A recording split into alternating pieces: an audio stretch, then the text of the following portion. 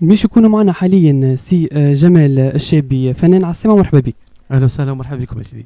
سي جمال، اهم الاعمال اللي قمت بها بالطبيعه نعرفوك فنان، اهم الاعمال اللي اتجهت بها للمواطن، اتجهت بها لكل مستمعيك. غنيت في الغرض الفرايحي، في الغرض الوطني، غنيت للطفوله، غنيت العديد المواضيع. انا من كورال الاطفال اذاعه صفاقس عام 1970. اليوم بصمات من الذاكره. سي عبد العزيز عشيش ما نحقش عليه، لكن الحق على سي محمد قاسم سدي المدير الثاني اللي جاء بعده هو.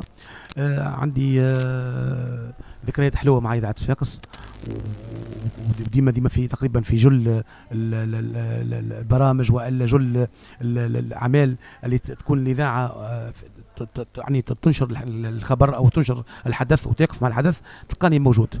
اليوم جينا باش نقدموا بعض اغاني من الستينات والسبعينات اللي تعرفوا في صفاقس.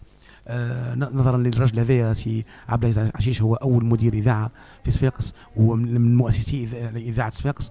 الذكرى الطيبه والباهيه. الراجل قام يعني بعمل كبير في الجهه نتاعنا، وانشا اذاعه مع الاخوين الفنانين والاخباريين والادباء والشعراء. جينا باش نغنيو وباش نذكروا هالراجل هذا الطيب. انتم مشكورين اللي شباب تو يعني ما انا نتكلم فيك على وقت انا كنت كورال الاطفال في 70 69 و68، وقت كانت الاذاعه القديمه وين صفاق سونتر، تو بنيت صفاق سونتر، كانت الاذاعه القديمه غاديكا نتذكر في السبعينات. كنت نشوف سي محمد قاسم سدي ونشوف الفنانين الموسيقيين القدم.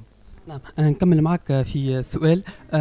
بدايتك مع الفن، كيفاش تعرفت على الفنان هذا؟ بديت كورال الاطفال، بعدين انتجت عديد الاغاني في اذاعه صفاقس، ثم شاركت في عديد مهرجانات موسيقى عديد.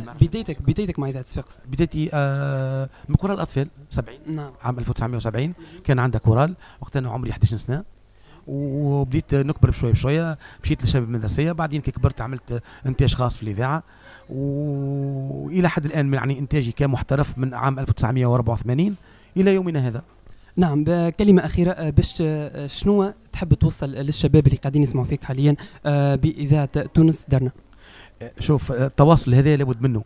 انتم حضوركم اليوم اسعدني، لان ثم حوايج يمكن انتم ما تولدتوش ما تعرفوهاش، فبالتالي انا ولا غيري يجم يعني يعرف بها الشباب. فصفاقس هذه بعد الاذاعه الوطنيه جاءت اذاعه صفاقس عام 1961، ولمدت الفنانين كل والمبدعين والشعراء والفنانين والاخباريين والادباء، وقامت اذاعه، وجات جاوا مديرين يعني يتعاقبوا على بعضهم.